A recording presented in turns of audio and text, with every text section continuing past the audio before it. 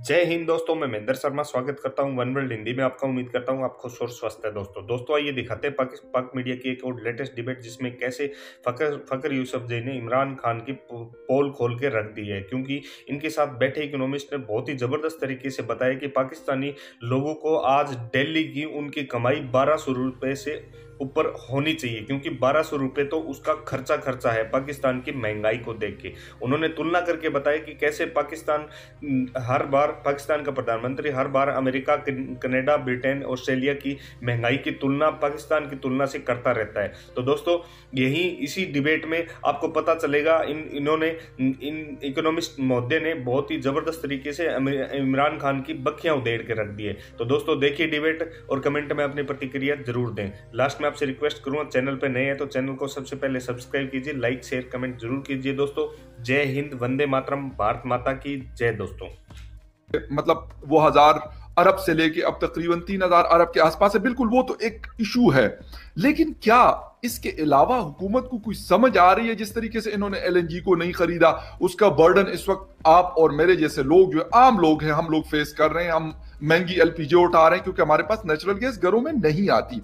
ये तो एक इशू है। लेकिन सर अगर हम बात कर ले, हमारे जो इकोनॉमी के एक्सपर्ट है, बाकर साहब हमारे स्टेट बैंक के गवर्नर है, शौकत तरीन साहब हमारे जो है फाइनेंस मिनिस्टर है, बड़े एक्सपर्ट आदमी है, पहले भी रह चुके हैं इसी सीट के ऊपर। सर वो जो बातें करते हैं, मतलब मैं खुद बिजनेस पढ़ा हुआ स्टूडेंट हूं, लेकिन मुझे यकीन करें बड़ी हैरानगी भी होती है और बड़ी हंसी भी आती है कि किस तरह की बातें कर रहे हैं। किसी टीवी शो में बैठ जाते हैं, मतलब इधर उधर की आए बाएं शाये कर रहे होते हैं। मतलब कोई clear policy, sir as a student मैं आपसे पूछ रहा हूं कि मुझे समझ नहीं आ रही कि इनके पास इकोनॉमी के लिए कोई क्लियर पॉलिसी है। अगर आपको नजर आ रही है तो वो हमारे व्यूअर्स को आप बता दीजिएगा प्लीज।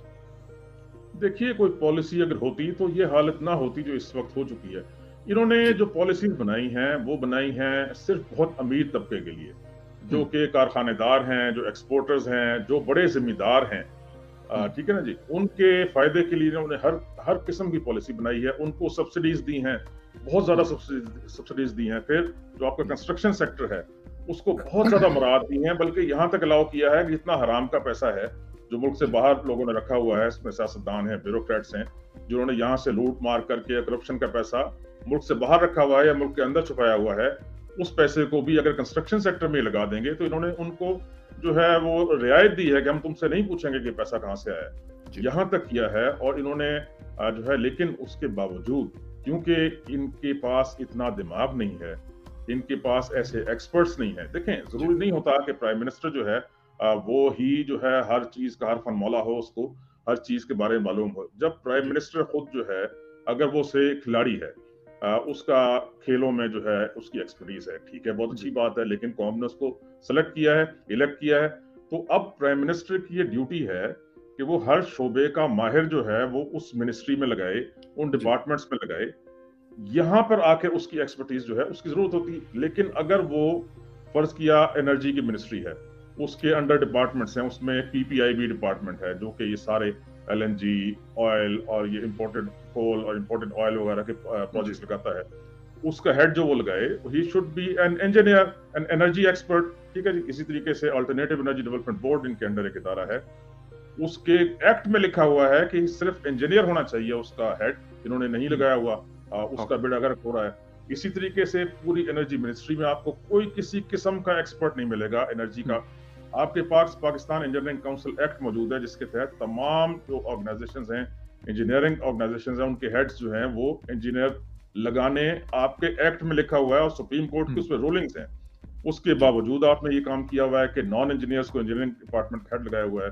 आपके पास जो ब्यूरोक्रेट्स हैं ये हर फन मौला होते हैं। इनको कभी आप जो है उसी ब्यूरोक्रेट को आप एनर्जी मिनिस्ट्री में लगा देते हैं, उसी को आप पेट्रोलियम में लगा देते हैं, उसी को आप उठाकर एनवायरमेंट में लगा देते हैं, उसी को उठाकर कहीं और लगा देते हैं। अब बात ये होती है कि आप उनको जरूर लगाएं, उनको एडमिनिस्ट्रेटिव सिर्फ काम दें। ज्वाइंट सेक्रेटरी एडमिनिस्ट्रेशन से ऊपर उनका काम नहीं है। जो सेक्रेटरीज हैं of the technical ministries, engineering ministries, जैसे कि एनर्जी है, क्लाइमेट चेंज है, वो होने चाहिए इंजीनियर्स और क्लाइमेट चेंज स्पेशलिस्ट। इसके अलावा आपने इकोनॉमी के साथ तजर्बे आप करते गए, अब आपको आईएमएफ के पास जाने की जरूरत क्या पेश आई? देखें, इस वक्त आपको एक साल के अंदर 29 अरब डॉलर्स आपको बाहर से आया है, जो कि रेमिटेंसेज हैं, जो कि लोग ओवरसीज पाकिस्तानीज हैं, उन्होंने यहाँ भेजा है। और ये वो डॉलर्स हैं जो कि आपके पास जब आते हैं तो ये कर्जा नहीं होता, ये वो अपने रिश्तेदारों को भेजते हैं या यहाँ पे इन्वेस्ट करते हैं। तो आप वो डॉलर अपने पास रख लेते हैं और उनको, उन रिश्तेदारों को कागज के रुपए छाप कर उनको दे देते हैं। अब ये जब आपके पास इतनी बड़ी रकम आती है तो सिर्फ 6 अरब डॉलर, वो भी 3 साल में, यानी 1 साल में 2 अरब से भी कम आपको मिलने होते हैं IMF के जरिए। तो आपने क्यों अपनी सारी इकोनॉमी को उनके हाथ पे गिरवी रख दिया? क्यों आप उनकी हर शर्त मानते जाते हैं? देखें, उन्होंने अपनी जो शर्तें मनवाई हैं उसमें सबसे पहली शर्त यह है कि एनर्जी को महंगा करो। जब आपकी 5 रुपए सर, अभी रिसेंटली बिजली का रेट 5 रुपए पर यूनिट बढ़ाया गया, 157% जो है नेचुरल गैस की प्राइसेस बढ़ाई गई, और वो कह रहे हैं पता नहीं इनको हर चीज जो लग्जरीज आइटम्स है, ये बकौल इनके, मुझे नहीं समझ आती कि आम खाने पीने की चीजों में कौन सी लग्जरी है, मेडिसिन में कौन सी लग्जरी है जिसके ऊपर इस तरह की ये वो मतलब नए नए टैक्सेस लगा रहे हैं। देखिए, बात यह है ना कि जब इकोनॉमी की इनको बिल्कुल समझ नहीं है खुद, तो मैंने जैसे पहले कहा कि जरूरी नहीं है कि वजीर आजम को हर सब्जेक्ट की समझ हो, लेकिन वजीर आजम की यह जिम्मेदारी है कि वो हर सब्जेक्ट का स्पेशलिस्ट लगाए वहां पर। अब आपके पास इकोनॉमी में दुनिया के बेहतरीन इकोनॉमिस्ट पाकिस्तान में मौजूद हैं, दुनिया के बेहतरीन। उसमें से एक नाम है डॉक्टर इशफाक का, उनको रोज आप टेलीविजन पर देखते होंगे, वो नस्ट के जो इकोनॉमी का। सर डॉक्टर इशरत साहब को रखा हुआ था, हमारे फॉर्मर स्टेट बैंक के गवर्नर, उनको भी रखा था, उन्होंने रिजाइन कर लिया। 2-3 और लोग भी रखे हुए थे जो एडवाइजर्स की सीट्स पे थे। इसके अलावा असद उमर साहब को सबसे बड़ा मतलब पन्ने खान समझा करते थे कि यार ये तो बस ऐसे आएगा तो ये पता नहीं क्या कर लेगा। लेकिन आज ना असद उमर कहीं नजर आ रहा है, ना इमरान खान की कोई और है। अभी शौकत तरीन साहब को लेके आए और उनको शायद नजर आ रहा है कि शौकत तरीन साहब भी कोई ऐसा अलादीन का चिराग लेके आएंगे कि हमारी इकोनॉमी खड़ी हो जाए। नहीं, ये ऐसा कभी भी नहीं होगा। आपने जो है IMF की जो शराइत मानी है, और अब आपको शायद इल्म हो कि एक मिनी बजट आने वाला है। जी बिल्कुल, अनाउंस हो गया, अनाउंस हो गया है, और उस मिनी बजट के साथ मुल्क में एक और तूफान आएगा। वैसे मैं आपको ये एक चीज अर्ज कर दूं कि मिनी बजट तो हर हफ्ते आता है, जैसे ही आप बिजली और गैस की कीमतें बढ़ाते हैं, और अब आपको बढ़ाने की जरूरत ही नहीं होती कीमतें। जो आपके कारखानेदार हैं, जो आपके जमींदार हैं, जो आपके जो है ये ताजिर हैं, बिजनेसमैन हैं, ये खुद ब खुद ही कीमतें बढ़ा देते हैं, क्योंकि कोई चेक है ही नहीं। आपकी हुकूमत में होते हुए हुकूमत के लोगों का काम ये होता है कि आप प्राइसेस पे कंट्रोल रखें। देखें, ये बातें करते हैं, पहले तो ये कहते रहे कि जी हमें नींद नहीं आती, सारी सारी रात के लोग जो है वो महंगाई से पिस रहे हैं और हम जो है उसका हल ढूंढ रहे हैं। जब इन्होंने उसका हल कर नहीं सके ये, तो अब इन्होंने कोई 2 महीने से ये कहना शुरू कर दिया है कि जी पाकिस्तान तो दुनिया के सबसे सस्ता मुल्क है, हमें तो जरूरत ही नहीं है कोई महंगाई कंट्रोल करने की। हर जगह ये ऐलान कर रहे हैं। अब देखिए सर, इतना बड़ा शिफ्ट है इन sir sorry to interrupt you, sir sorry to interrupt you, ये सर कल भी मैं सुन रहा था, ये अमेरिका की मिसालें दे रहे हैं। अमेरिका में कह रहे हैं सॉरी जनरल बाकिर कह रहा हूँ, बाकिर साहब जो हमारे स्टेट बैंक के गवर्नर है, शाहजेब के शो में बैठकर कह रहे कि यार वहां पे अमेरिकन को भी पता नहीं था कि यार इतनी महंगाई आ सकती है। मैंने कहा यार कि अमेरिकन के साथ आप क्यों कंपैरिजन कर रहे हैं? आप मेरा कंपैरिजन जो है नेपाल के साथ करें, आप मेरा कंपैरिजन अफगानिस्तान के साथ करें, आप मेरा कंपैरिजन भूटान के साथ करें, इंडिया और बांग्लादेश के साथ भी ना करें, क्योंकि इंडिया में इस वक्त 4.3 है, इन्फ्लेशन रेट 4.3 है सर इंडिया में, हमारे पास 18 क्रॉस कर चुका है इस वक्त।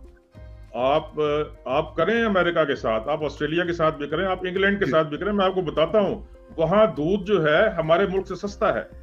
जो पास्चराइज्ड मिल्क है यहाँ पे 2 बड़ी कंपनियां, एक चौधरियों की है और एक ये शहबाज शरीफ साहब की है। ये जो पास्चराइज्ड दूध, ताजा दूध बेचते हैं, उससे आधी कीमत पे आपको अमेरिका में मिलता है, उससे आधी कीमत पे आपको ऑस्ट्रेलिया में मिलता है, उससे आधी कीमत में आपको इंग्लैंड में मिलता है दूध। इसी तरीके से जो ब्रेड है, एक इतनी बड़ी जो ब्रेड है वो यानी 1.5 फुट की, वो वहां पर 80 सेंट्स की मिलती है ऑस्ट्रेलिया में। इसी तरह अमेरिका में, इसी तरह वो वहां खाने पीने की चीजें बहुत सस्ती हैं, और एग्जैक्टली हमसे 10 गुना से 20 गुना ज्यादा। ये अमेरिका की, और मैं ऑस्ट्रेलिया और इंग्लैंड की बात कर रहा हूँ। ये जो है पता नहीं कहाँ से इनको ये फिगर्स आ जाते हैं। वो एक कोई वेबसाइट है किसी सर्बिया के बंदे ने बनाई हुई है, उस पे उन्होंने कहीं लिख दिया था ये, लेकिन उसके बाद जो इतनी रिसर्च की गई है उसमें आया कि पाकिस्तान ये दुनिया का चौथा जो है सबसे महंगा मुल्क है, उसकी बात नहीं करते। सर अब 3rd नंबर पे आ चुका है, अब 3रे नंबर पे आ गया है पाकिस्तान। अच्छा, 3रे पर आ गया, महंगा तरीन अब 3रे नंबर पे हम हो गए।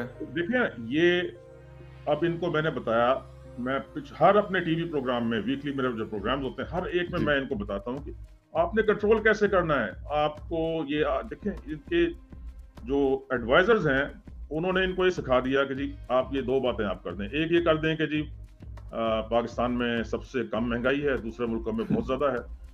दूसरे आप ये कर दें कि जी आपने 1 करोड़ नौकरियां देनी थी, वो ऑलरेडी जो है हमने 16 लाख जो है लोग वो मुल्क से बाहर चले गए बेचारे, जिनको यहाँ नौकरियां नहीं मिलती, कि हमने 16 लाख नौकरियां दे दी हैं, और इस तरह के 1 करोड़ तो हो गई होंगी। इस तरीके से, और जो वो लोग वहां पे जलील हो रहे हैं वो भी जैसे हमें नहीं पता।